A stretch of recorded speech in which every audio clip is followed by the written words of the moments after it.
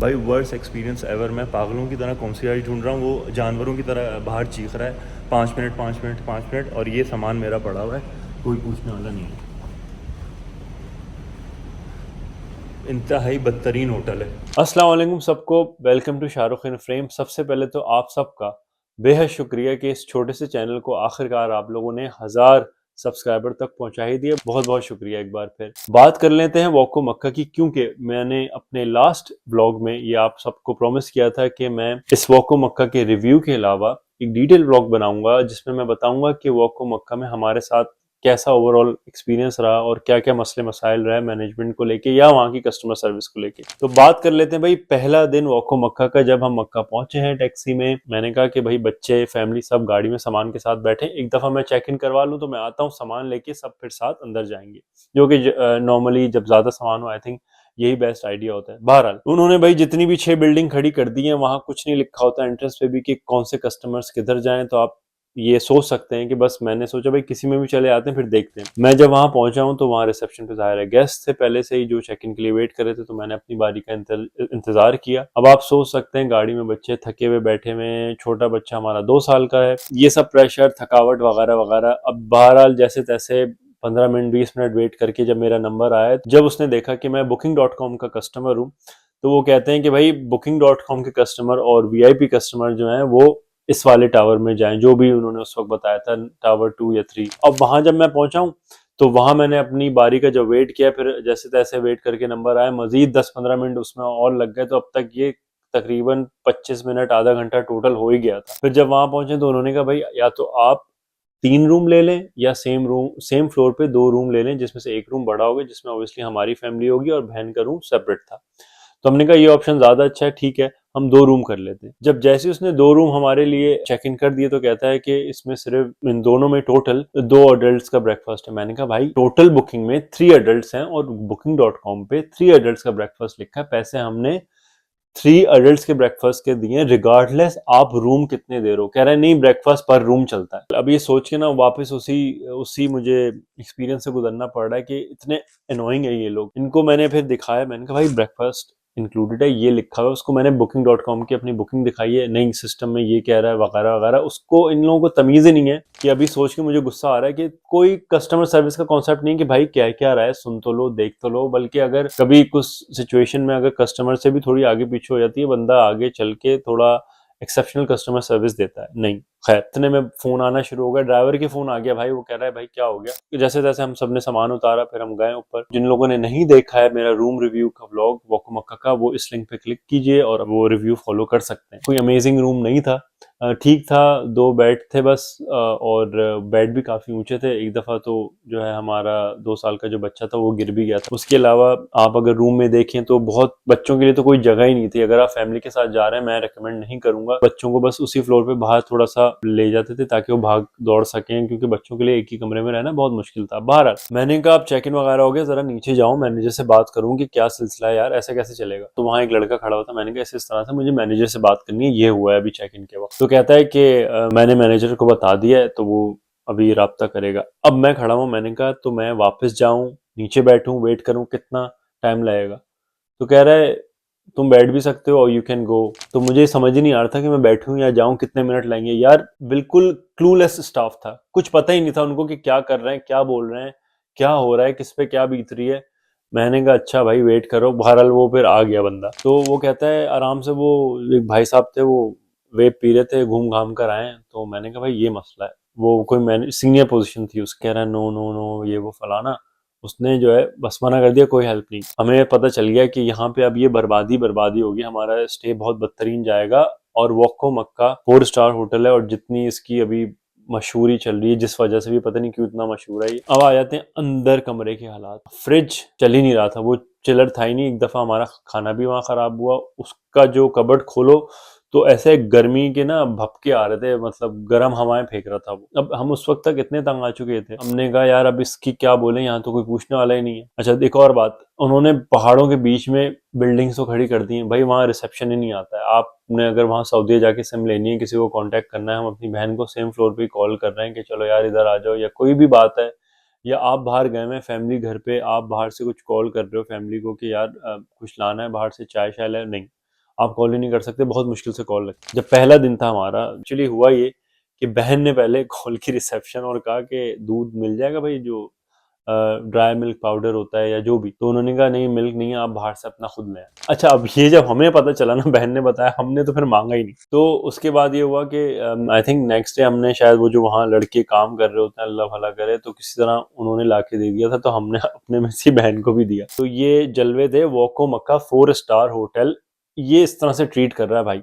अभी आगे आगे देखें तमाशा क्या होगा। जो चेकआउट वाला सीन था भाई, वो तो कोई और ही लेवल था, पागलों की तरह जो उनका स्टाफ चीख रहा था, मैं आपको आगे बताऊंगा। तो अगर आप लोग अभी भी वॉक को बुक करने का सोच रहे हैं, तो हो सकता है आप लोगों का अच्छा एक्सपीरियंस हो सकता है, तो आप अपनी जिम्मेदारी पे जाएं। देखें भाई ने आप लोगों को जो है डिटेल इन्फॉर्मेशन दे दी है। अच्छा, अब आ जाते हैं चेकआउट पे। अब था हमारा लास्ट डे। अच्छा, मजे की बात, जो मैंने पहले रेफरेंस दिया था कि इतना क्लूलेस स्टाफ है, जब मैंने सब देखा ना कि यार इन लोगों को तो कुछ पता ही नहीं है, ये भगदड़ मची हुई है, कोई कुछ कह रहा है कोई कुछ, तो मैंने लास्ट डे सोचा कि हम सब जाते हैं और 3 अडल्ट जो हमने पे किए हैं भाई, हम ट्राई तो करें, हो सकता है इनके सिस्टम में हो, जो ब्रेकफास्ट पे जो रिसेप्शन था उन खातून के सिस्टम में हो सकता है तीनों का नाम। हमने कहा भाई ये रूम नंबर्स हैं और ये 3, हम लोग खड़े हुए थे, उसने सिस्टम में देखा, उसने कहा आप लोग जा सकते हो। तो हम हैरान हो गए कि अब मसला ये है, इतना अनऑर्गेनाइज सिस्टम है कि हमारे पिछले जो हमने एक बंदे को हम ब्रेकफास्ट लेके गए नहीं पिछले 2 दिन जो हमने मिस किए वो इसी वजह से। लेकिन लास्ट डे हम जब ने कहा ट्राई करके देखते हैं, वो शख्स सही निकला कि कुछ पता ही नहीं क्या हो रहा है, किस सिस्टम में क्या नाम है, अल्लाह ही जाने। बहरहाल अब आ जाते हैं, जब हमने सामान वगैरह सब रेडी कर दिया, उनका तरीका ये होता है, अगर आपने टैक्सी बुक की है स्टेशन के लिए तो आप नीचे जाके नंबर दे दो, रेज सिक्योरिटी होती है वो उनको जो बता देते हैं कि भाई ये टैक्सी रेज नंबर आने वाली है, इसको आने देना। तो हमने दे दिया। जब वो अंदर आए, हम सामान लेके नीचे उतरे, पहले ही हम उतर गए थे, थोड़ा सा जाहिर है ताकि रेडी होना चाहिए। हम वेट कर रहे थे इतने में, तो जो कॉन्सियर्ज जो होता है उसने सामान हमारा रख के, वो भाई साहब कहीं गायब हुआ है। अच्छा भाई, इतने में टैक्सी वाला आ गया। अब टैक्सी वाला जब आया है, वेट कर रहा है वो हमारा। अब बाहर ये देखें जरा, मैंने जरा कोशिश की कि चुपके से जितनी शॉट बना सकता हूँ बना, क्योंकि आखिरी दिन था, पता चला ये, क्योंकि सुना तो यही है कि भाई हर चीज़ बस इनके हिसाब से चलती है, ज़्यादा खूहा करो तो ये बिला वजह उंगली काट देते हैं, कान काट देते हैं, पता नहीं। दोबारा मैंने इसकी थोड़ी सी जो इनका बाहर स्टाफ था इसकी वीडियो बनाई, ये हमारे ड्राइवर पे चीखे मार रहा था पागलों की तरह। मैं अंदर आया, मैंने कहा भाई बंदा कहाँ गया, हमारा सामान तो रेडी है, कॉन्सियर्ज गायब। अब मैंने खुद वो ट्रॉली जो है पूरी पकड़ी है, सामान बाहर लेके गया हूँ, सामान रखा है, फिर इतने में वो कहीं से आया, वो सॉरी सॉरी सॉरी करके उसने फिर सामान साथ में रखवाया। अंदर जाके मैंने बोला था रिसेप्शन पे जो भी बंदा था उनका, कि मैंने कहा भाई तुम लोगों का स्टाफ बाहर पागलों की तरह चीख रहा है, कॉन्सियर्ज गायब है, सामान रखना है ताकि हम जा सकें, वो पागलों की तरह चीख रहा है। बहुत स्ट्रेसफुल था। और इस बहाने मुझे एक चीज़ की कदर ज़रूर हुई जो मुझे कहना चाहिए। हमने यहाँ पे ये प्राइस दिए थे वॉको मक्का के इस ओवरऑल एक्सपीरियंस के। अजीज़िया इस मामले में, जिन्होंने मेरा अजीज़िया वाले होटल का रेडिसन का व्लॉग देखा है, अगर नहीं देखा तो ये वाला व्लॉग आप लोग ज़रूर देख सकते हैं।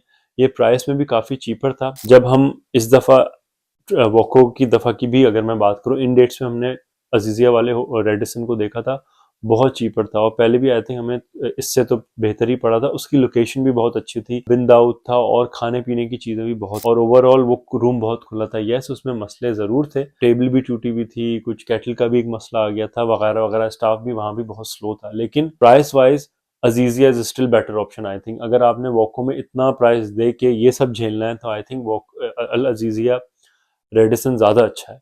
अब आप लोग ये सोच रहे होंगे या सोचना चाहिए कि आगे क्या हुआ, कोई रिव्यू डाला, कुछ उनकी तरफ से कोई फीडबैक आया, अगर रिव्यू डाला। लंदन आने के बाद मैंने जब हर जगह इनका रिव्यू डाला, अच्छी से अच्छी इनकी खाल मैंने उतारने की कोशिश की, क्योंकि भाई बहुत मेहनत से यहाँ पे जिस तरह की लाइफ है, बंदा सेव करता है, फिर बहुत एक एक्सपेक्टेशन के साथ ट्रैवल करता है, चाहे आप उम्रा पे जा रहे हैं, चाहे आप किसी हॉलीडे पे भी जा रहे हैं, तो एक बेसिक सर्विस तो आपको मिलनी चाहिए। मैंने जब उनको ईमेल भेजी थी, booking.com पे भी रिव्यू डाला था, तो उनका जो है ईमेल आई, जो एक स्टैंडर्ड रिप्लाई होता है कि सॉरी वगैरह ये वो, और इन अ वे मुझे ऐसा लगा वो मुझ पे डालने की कोशिश कर रहे हैं कि आपने मुझे जो है, हम लोगों को बताया नहीं, हमें आपकी कंप्लेन मिली नहीं। तो मेरी ऐसी हटी है कि मतलब बंदा क्या गले में डाल के खड़ा हो जाए। मैंने कहा भाई आपके मैनेजर को बताया था, आपका स्टाफ ही वेल ट्रेंड नहीं है, कि आपको पता ही नहीं है कि क्लाइंट्स के साथ या गेस्ट के साथ क्या हो रहा है। जिसकी ईमेल आई थी वो डायरेक्टर ऑफ रूम्स था और उस वो ऐसी बात कर रहा था। तो आप सोच लें भाई, ये सऊदीज कह रहे हैं कि 2030 तक पता नहीं इन्होंने कोई टारगेट है, इनका विजन है ये। अभी पहले ये बेसिक्स तो सीख लें पहले। डायरेक्टर ऑफ रूम का ये हाल है कि वो ना कि अनकंडीशनल सॉरी कह के जो भी है, अगर आइडियली तो उनको मुझे थोड़ा क्रेडिट देना चाहिए था, रिफंड, पार्शियल रिफंड ही सही है, आई डोंट नो 20% 30% रिफंड आना चाहिए था। लेकिन जैसे तैसे इतनी ईमेल्स के बावजूद जब मैंने उनको कहा कि तुम लोग का ये हाल है, तुम्हारा स्टाफ को ये कुछ नहीं पता, खूब मैंने जितना जो कह सकता था मैंने कहा ईमेल के थ्रू। फिर उन्होंने कहा कि हम आप लोग आपको जो है 41,000 जो इनका होटल का जो ग्रुप है पूरा, उसके अंडर 41,000 पॉइंट्स दे सकते हैं, which is almost same as 2 या 3 nights in a standard room. अच्छा, अव्वल तो जिस तरह से उसने एहसान जता के मुझे दिया कि फिर भी मैं आपको ये दे रहा हूँ, हमें आपकी कंप्लेन नहीं आई थी, तो मैंने कहा भाई ये पॉइंट आप अपने पास रखो और मैं आपका जो है ब्लॉग वगैरह पे सब ये रेफरेंस दूंगा, सो गुड लक। और उनका जो क्लेम है वो जिस तरह से अपने आप को ब्रांड प्रेजेंट कर रहे हैं, तो वो कुछ डिलीवर नहीं हुआ। तो बहरहाल ये था वोको मक्का की कहानी, और आगे भी काफ़ी मज़े मज़े का कंटेंट आने वाला है। अपना ख्याल रखिए, शाहरुख को इजाज़त दीजिए, अल्लाह हाफिज़।